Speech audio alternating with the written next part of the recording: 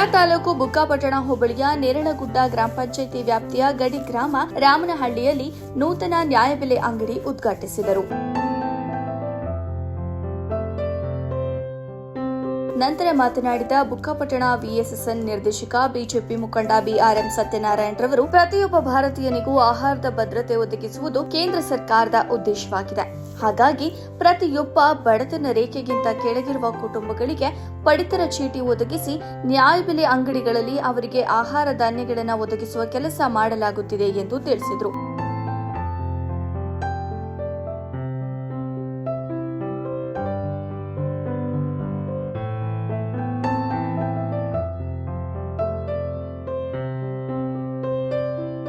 ಈ ಸಂದರ್ಭದಲ್ಲಿ ಗಾಣದ ಹುಣಸೆ ವಿಎಸ್ಎಸ್ಎನ್ ಅಧ್ಯಕ್ಷರಾದ ಶಾಂತಣ್ಣ, ಕಾರ್ಯದರ್ಶಿ ಪುಷ್ಪಲತಾ, ಗ್ರಾಮ ಪಂಚಾಯಿತಿ ಸದಸ್ಯರಾದ ಕರಿಯಣ್ಣ, ವಿಎಸ್ಎಸ್ಎನ್ ಉಪಾಧ್ಯಕ್ಷರಾದ ಮಂಜುನಾಥ್, ನಿರ್ದೇಶಕರಾದ ಲಕ್ಷ್ಮಣ, ಶಿವಣ್ಣ, ಮುಖಂಡರಾದ R Nagaraju, RC Rajanna, Pradeep, Gungurupente, R Shivakumar, Neralagudda ಗ್ರಾಮ ಪಂಚಾಯಿತಿ ಮಾಜಿ ಅಧ್ಯಕ್ಷೆ ಸಿದ್ದಮ್ಮ, ರಾಮಕೃಷ್ಣಪ್ಪ, ಮಹದೇವ ನಾಯ್ಕ್, ಅಜ್ಜೇನಹಳ್ಳಿ ಹನುಮಂತಪ್ಪ ಸೇರಿದಂತೆ ಹಲವರು ಹಾಜರಿದ್ದರು.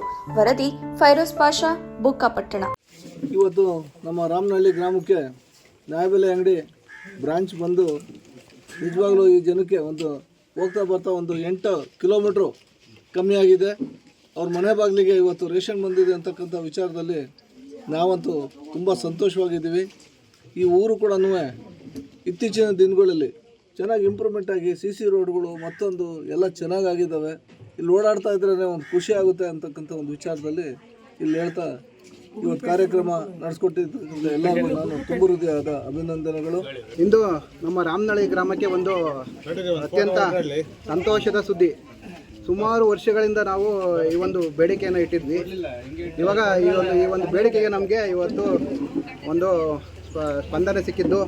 ಇದಕ್ಕೆ ಪ್ರಮುಖ ಕಾರಣಕರ್ತರಾಗಿರ್ತಕ್ಕಂಥ ನಮ್ಮ ಸತ್ಯನಾರಾಯಣ ಸರ್ ಅವರು, ನಾವು ಹೋಗಿ ಅವ್ರ ಮನೆ ಹತ್ರ ಹಿಂಗೆ ನಮ್ಮೂರಿಗೊಂದು ಪಡಿತರ ವಿತರಣಾ ಉಪಕೇಂದ್ರವನ್ನು ಮಾಡಿಕೊಡ್ಬೇಕಂತ ಕೇಳ್ಕೊಂಡಾಗ ಆಯಿತು ನೀವು ಬರ್ರಿ ಅಂತ ಹೇಳಿ ಒಂದಿನ ಅವರು ಟೈಮ್ ಹೇಳಿ, ಆ ಟೈಮ್ಗೆ ನಮ್ಮ ಗಾಂಧನ್ಸೆ ವಿಎಸ್ಎಸ್ಎನ್ ಅಧ್ಯಕ್ಷರಾಗಿರ್ತಕ್ಕಂಥ ಶಾಂತಣ್ಣನವರು ಮತ್ತು ನಮ್ಮ ಊರಿನ ಉಪಾಧ್ಯಕ್ಷರಾಗಿರ್ತಕ್ಕಂಥ ಮಂಜಣ್ಣನವರು, ನಿರ್ದೇಶಕರ ಶಿವಣ್ಣನವರು ಮತ್ತು ಲಕ್ಷ್ಮಣನವರು ಎಲ್ಲ ಹೋಗಿ ಮಾಜಿ ಸಚಿವರಾಗಿರ್ತಕ್ಕಂಥ ಮಾಧುಸ್ವಾಮಿ ಸಾಹೇಬ್ರ ಅವರ ಗಮನಕ್ಕೆ ತಂದ್ವಿ.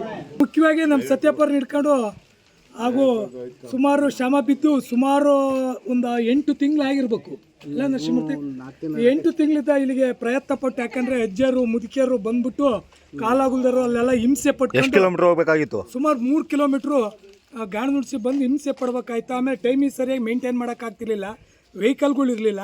ಇದೆಲ್ಲ ಸಮಸ್ಯೆಗೆ ಪರಿಹಾರ ಕಂಡಿಡ್ದಾರಂದ್ರೆ ಸತ್ಯಪ್ಪ ಅವ್ರಿಗೆ ನಾವೆಲ್ಲನ ಈ ಗ್ರಾಮಸ್ಥರ ಪರವಾಗೂ ಅದು ಗಾಣನುಸೆ ಗ್ರಾಮಸ್ಥರ ಪರವಾಗಿ ಸಮೇತ ಅವರಿಗೆ ಥ್ಯಾಂಕ್ಸ್ ಹೇಳ್ಬೇಕಾಯ್ತೆ. ನಾವು ರೋಡ್ ಹಿಂದೆ ನೋಡಿದ್ದೀರಾ ನೀವೆಲ್ಲ, ನಮ್ಮ ಊರಿನ ಪರಿಸ್ಥಿತಿ ನೋಡಿದ್ದೀರಾ. ಹಾಗಾಗಿ ತುಂಬ ಅನುಕೂಲ ಆಯಿತು. ಈಗ ನಮಗಿನ್ನ ಒಂದು 4-5 ಸೇವ್ ಆಯಿತು, ಉಳಿತು ನಮಗಿನ್ನೂ 4-5 ಕಿಲೋಮೀಟ್ರು. ಈಗ ಹೆಚ್ಚಿನ ಹೇಳ್ಬೇಕಾದ್ರೆ ಈ ಕಡೆ ಸ್ವಲ್ಪ ರೋಡ್ ಚೆನ್ನಾಗಿದೆ ಈಗ. ಆಮೇಲೆ ನಮ್ಮ ಮಾಧುಸ್ವಾಮಿಯವರು ಸ್ವಲ್ಪ ರೋಡ್ ಮಾಡಿಕೊಟ್ರು ಒಂದು 2 ಕಿಲೋಮೀಟ್ರು, ಅವರಿಗೆ ತುಂಬ ಆಭಾರಿಯಾಗಿದ್ವಿ ನಾವು. ಆಮೇಲೆ ಊರಲ್ಲಿ 1 ಕಿಲೋಮೀಟ್ರ್ ಇನ್ನೂ ಹೆಚ್ಚಿನದಾಗಿ, ಇನ್ನೂ ಒಂದು 100 ಮೀಟ್ರ್ ಹೆಚ್ಚಿನದಾಗಿ CC ರೋಡು ಇನ್ನೂ ಸ್ವಲ್ಪ ಮೆಟೀರಿಯಲ್ ಉಳಿದಿದೆ ಅಂತ ಹೇಳ್ಬಿಟ್ಟು ಅವರೇ ಇನ್ನೂ ಒಂದು 100 ಮೀಟ್ರ್ ಹೆಚ್ಚಾಗಿ ಮಾಡಿಕೊಟ್ರು. ಅದಕ್ಕೂ ತುಂಬ ನಾವು ಆಭಾರಿಯಾಗಿದ್ವಿ.